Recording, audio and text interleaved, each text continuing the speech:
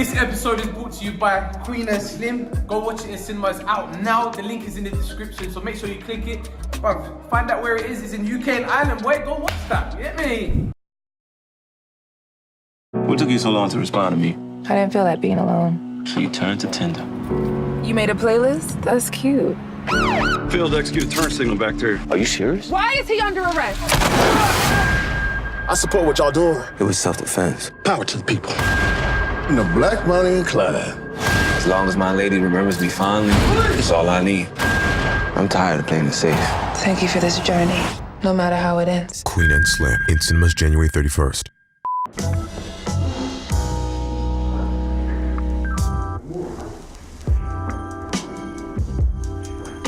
Give us your name and your position. Musti, skitty body, defensive mid. You saying Musti, you good, yeah? Yeah, all good, man. How's your day? My day's been a very long day, man. You know, come back from work. What did you do? I had work in it, like I'm a network engineer. So today was light, but it's just having to just hang around because there's not much work out there at the moment in the field. So we're just hanging around really, but it's just draining when you're on your phone the whole day rinsing the data and that, you feel me? Tell me, first time you started playing football? First time I started playing football was little as I can remember, really. But how old are you? When I was probably about 8 years old. And where were you playing? Who were you playing? You know what? I was playing, obviously. Originally I was born in Finland. A lot of people may know. I was playing there, but I can't remember. And where did you grow up? In Helsinki, Finland, Helsinki. But I grew up when I moved over, I was 8 years old, and then I grew up in East Ham. Was you playing football in Finland? Yeah, but I can't remember. Like, I was probably playing with my brothers. I was playing for a little team. I can't remember what team the name was. You get? There was a lot of vivid images on that at the moment. But then I moved over here. When I moved over here, I was raised in East Ham, so I was playing at a park called Barking Rec. Barking Rec. A lot of my friends, like obviously, there's familiar faces you lot might know. Used to play for us as well. A-Dot. A lot of the Somalis around that area. And yeah, like we used to just link up literally every weekend. It was like Saturday, Sunday, when we was young anyways.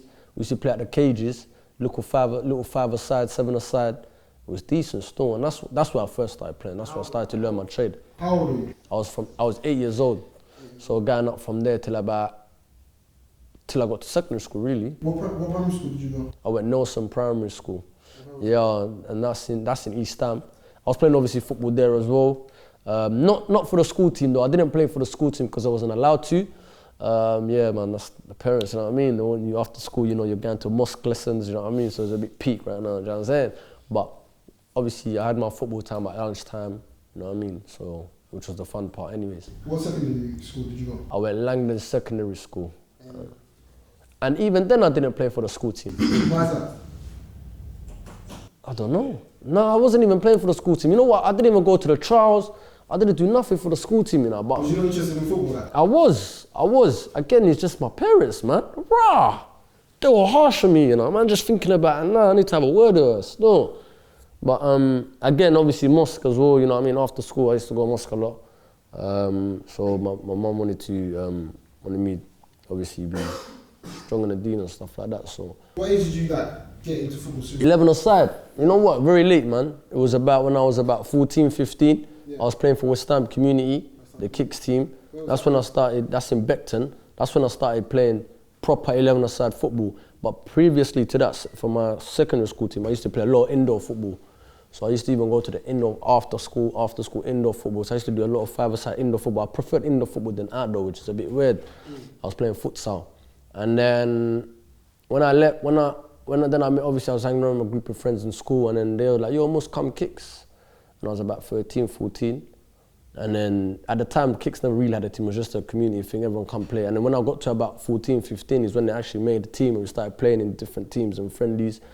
And that's the other community teams, the other Kicks teams like Chelsea, Arsenal, Tottenham, Brighton, Aston Villa. There was loads of Kicks teams that we played. Also like other Sunday teams, under 18 teams, a lot of teams really. We played a lot of teams, and we also played the academy as well.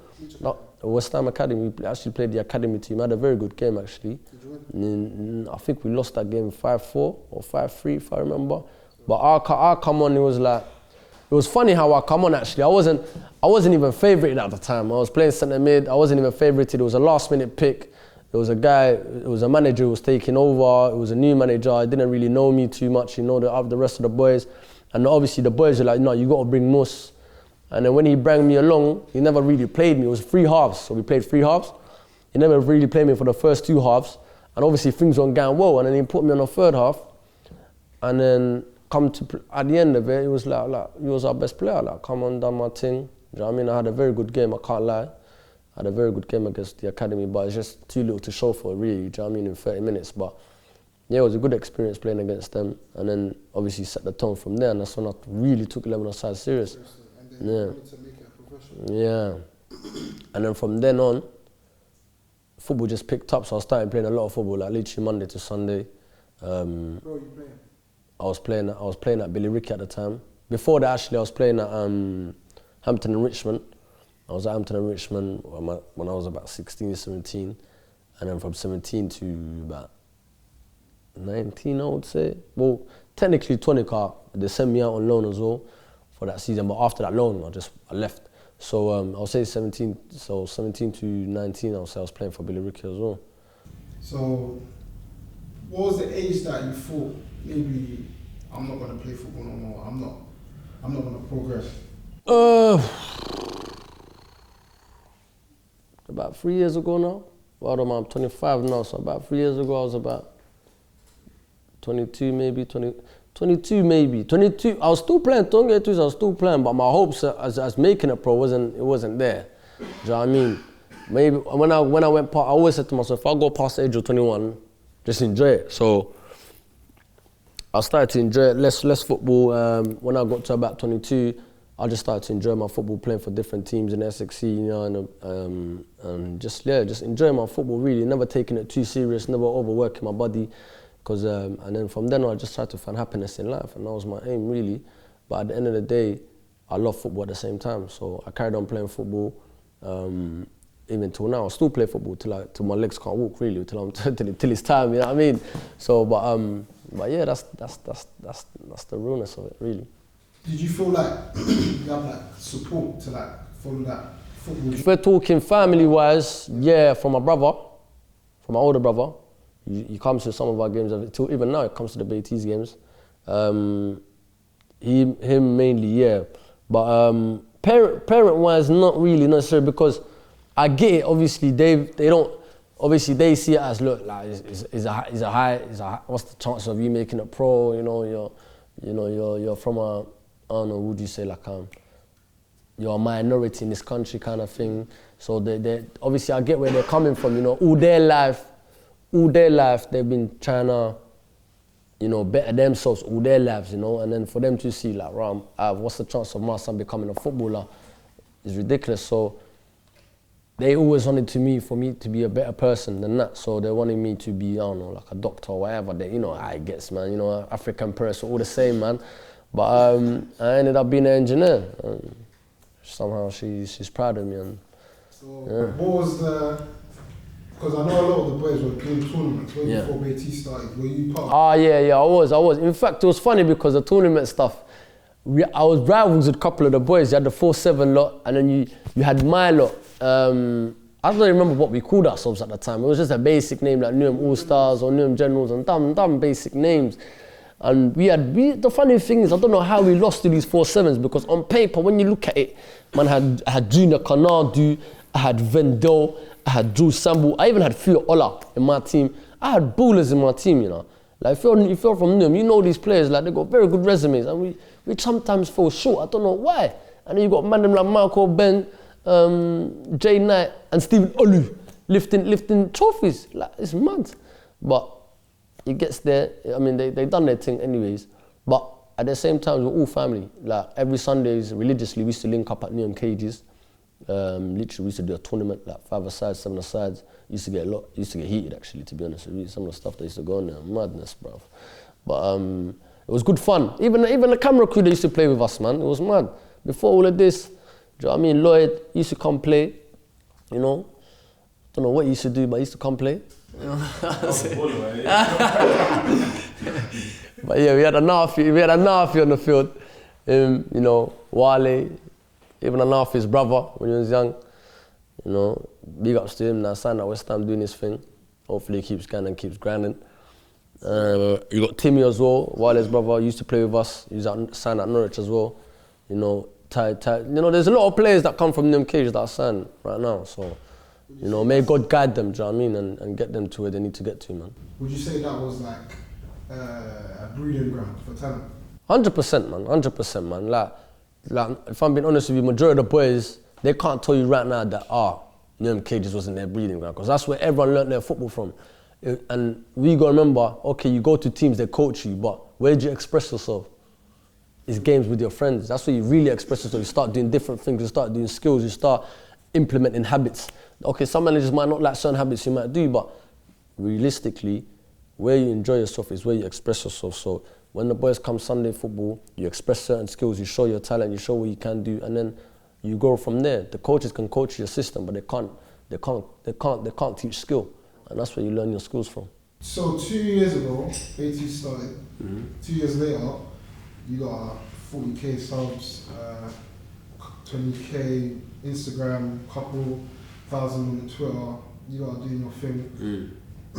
The next 2 years, or I say the next 5 years, what do you want to happen? Global, man. Global, man. Like, at the moment, like, it's weird because I'm saying global. I went not recent this pre-season when we was playing. I was in Canada, and there was Canadians coming up to me like, "Yo, like, what you doing here? Like, you from London? Like, I know you're that footballer, right, for Baiteze and that." It was mad. Like, load of people were coming up to. Even when I was playing, obviously I was playing for a team out there in a tournament, and there was crowds. They're like, "Oh, that's that boy Baiteze Musti." Like, it was mad. I was playing for Hilltop at the time.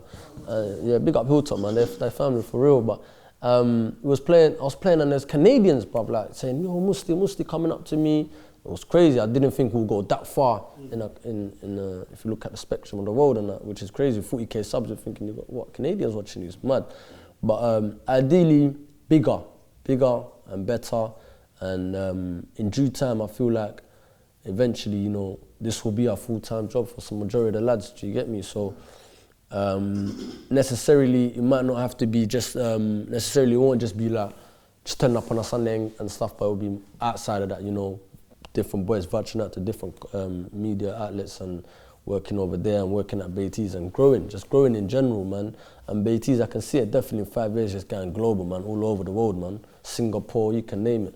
Speak to how you've impacted your own community as well, like, being Somalian, being of Somalian descent, and also being Muslim. How's Baiteze like? You know what? It's funny because you say that because recently I met this one guy. I was at my friend's house, and obviously his friends were at the house as well. And then he was like, "Oh, like," he was staring at me at the time. It's a funny story. He was staring at me at the time in the living room. And then he must have branched out to the kitchen, and I needed to go to the kitchen, so I went into the kitchen. And then he goes to me, "Oh, I've been staring at you the whole time, but I recognize you now. You're that boy from that channel, there. And the only reason why I clicked on that channel is because I see a Somalian boy on the thumbnail." And I was like, "Right, that's mad still." So for that, that just generally you see that, you know, a lot of us, from my people as well, we support each other. And I've seen it a lot recently now, you know, Somalians in general, whether it's what I'm doing or whether it's, obviously you've got Chunks, you've got loads of people now, you can see them, you know, growing in that sense and we're on a rise really, but it's good to see that, you know, we have our own backing and especially the future that's coming up as well, you know, that we stick together really well and just, it's amazing to see the young boys now, you know, a lot of them are taken seriously. At the moment I'm coaching the under 12 team, Alan Sarr. Energy boys,